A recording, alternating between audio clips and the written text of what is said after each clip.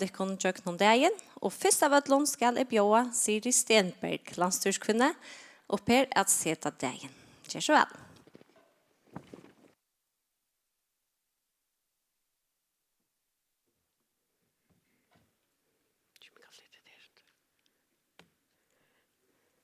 God morgen og til mål. Og av hjertet velkommen til utrottet rastevnene, bodnene, bretten og til beste. Utrotter meira enn bare utrotter. At utrotter meira enn bare utrotter slett ikke at jeg var stod i. Takk og til dømes opplevelsene i håndbolten i Oslo og i Trier, så utrotter nesten en sinnestue. Jeg missavnen av gleden stolende folket som fylltjast i flokk om næka som også ytterligere går vi og vil hava lot i. Næka som rører hjertestrøntjør og tar førske folka salene. Således nok hver løter her utrotteren i samfunnslagshøpet rukker så langt ut om teg som ukka. Utrotter eisende sammenhalt og inklusjon. Løtan tar grunn til måttøkke for okra ukkaren som hadde lottidje i Special Olympics i Berlin hver en slik løta. Jeg opplever gleden at unge folkene møtte opp ved medaljen om Holson, at han nå at det høtte omboken så vel ut om heime et værende minne. At utrotter omsorgen, kærleik og vinnerlig, opplevde jo at Rune Øster var den største økjaleikenen og sier at han gjorde det for vinnen Benjamin. Man kan lyse utrottene ur mange sjønarhøttene. Det rent likamlige, det sanselige, det sosiale, det salarlige, det samfunnslige og så framveis. Til jeg går lytte av battene, så det uibåret av vilja røre seg. Fra sparska i morløyve til å kropa, rotla, grulva, standa, ganga, renna, og således oppleva atlan heimen. Alt vil lært gjennom kroppen. Heimen vil oppleva vår, og røntene vil gjøre der gjennom sansen og kroppslige rørsler. Tog rørsla og rørslig glede er avkjørende for atla menning.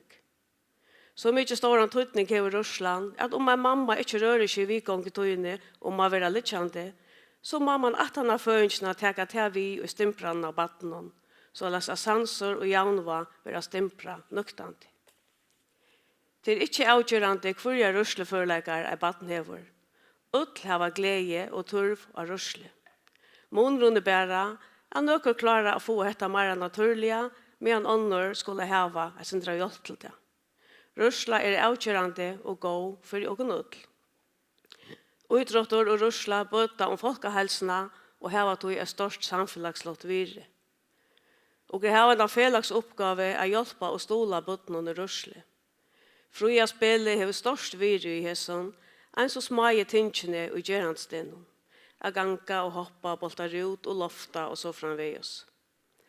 Og jeg har vi ho å slå et slæfere gamle bøtjene om førske badnaspølene til Marius Johannesen, som fra 1924. Det var det faktisk godt verdt, og at jeg ville brukt kvunte i skolen, i dagstånden, i føringardøen, ute som heima. Det åtte faktisk å være pensum. Det en sammenrenning av spille, rørsle og utrotte som ikke alltid koster og et øre. Og jeg husker eisene ofte om hvor man ikke har tidlig tanken hvor jeg til eisene jeg har utrottet badnagærer i fyrjon, og at utbudt til dømes skulle haft en sykkel i badnagæren.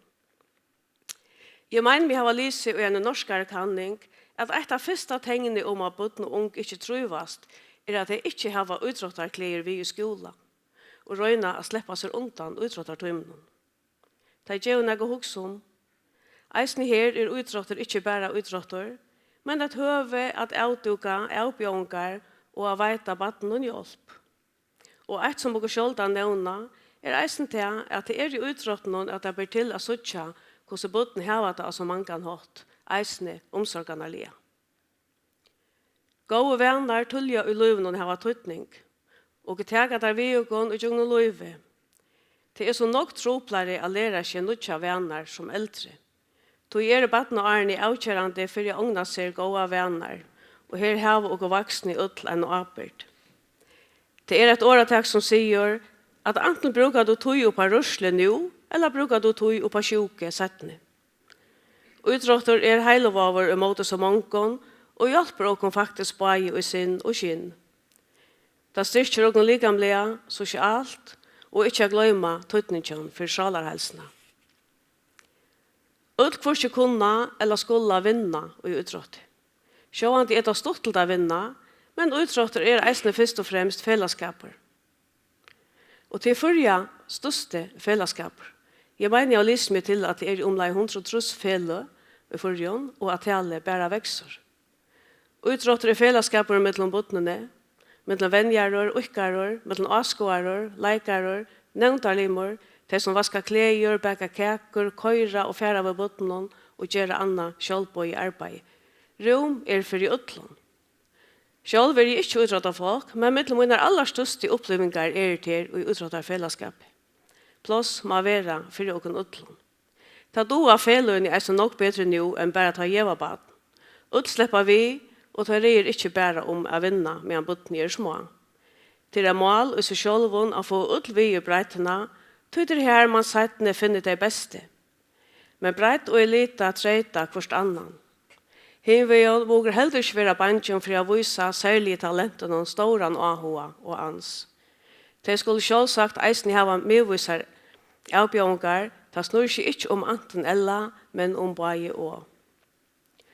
Utrotteren lærer eisen bøtene å sette seg mål og å drømme.